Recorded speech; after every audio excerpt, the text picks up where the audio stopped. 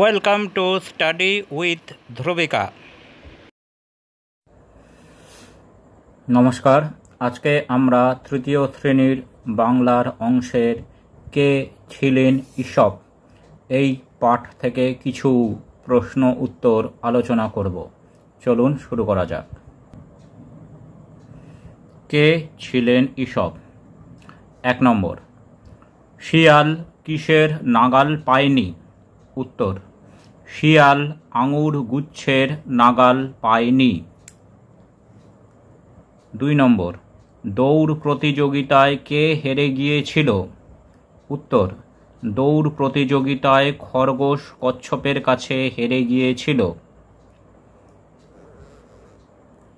3 নম্বর, কে মিছিমিছি বাঘ বাঘ বলে চিৎকার করে লোক জড়ো করত? উত্তর, রাখাল ছেলে বাঘ বাঘ বলে চিৎকার করে লোক জড়ো করত।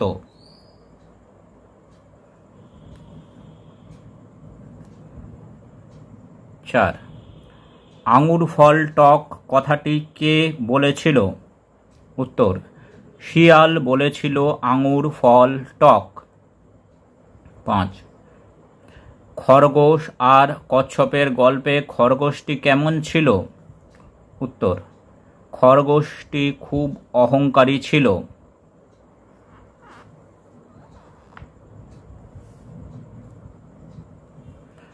6, ঈশপ কোথাকার মানুষ ছিলেন? উত্তর, ঈশপ গ্রিস দেশের লোক ছিলেন। 7 নম্বর, ঈশপ কেমন মানুষ ছিলেন? উত্তর, ঈশপ ছিলেন একজন ক্রীতদাস। তার চেহারা খুব একটা সুন্দর ছিল না। মানুষ হিসেবে তিনি ছিলেন অতি জ্ঞানী। 8 নম্বর, ঈশপ কাদের নিয়ে গল্প বানাতেন? উত্তর, ঈশপ পশু পাখির কাহিনীর ছদ্মবেশে মানুষের আচার ব্যবহার, দোষ বা গুণ নিয়ে গল্প বানাতেন। 9, ঈশপের প্রভুর নাম কি ছিল? উত্তর, ঈশপের প্রভুর নাম ছিল রাজা ক্রোসাস। 10 নম্বর, ক্রোসাস ঈশপকে কোথায় পাঠিয়েছিলেন? উত্তর, রাজা ক্রোসাস ঈশপকে পাঠিয়েছিলেন ডেলফিতে।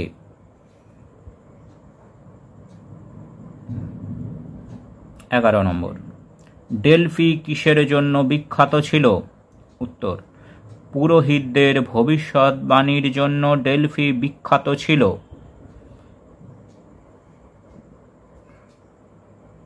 12, ডেলফির পুরোহিতেরা কেমন ছিল?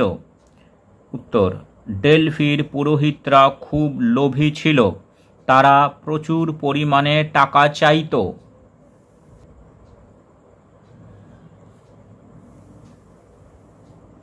13, তাদের দেখে ঈশপ কোন গল্প বানালেন?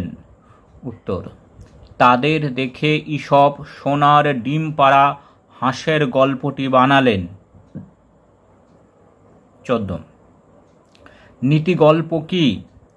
উত্তর, যে গল্পের মাধ্যমে মানুষকে ভালো ভালো উপদেশ দেওয়া যায় তাকে নীতি গল্প বলে। 15, আমাদের জীবনে কোন গুণগুলি খুব জরুরি? উত্তর, দয়া, মায়া, ভালোবাসা, সততা, কৃতজ্ঞতা, শ্রদ্ধা, ভক্তি, পরোপকার এই গুণগুলি মানুষের জীবনে খুব জরুরি।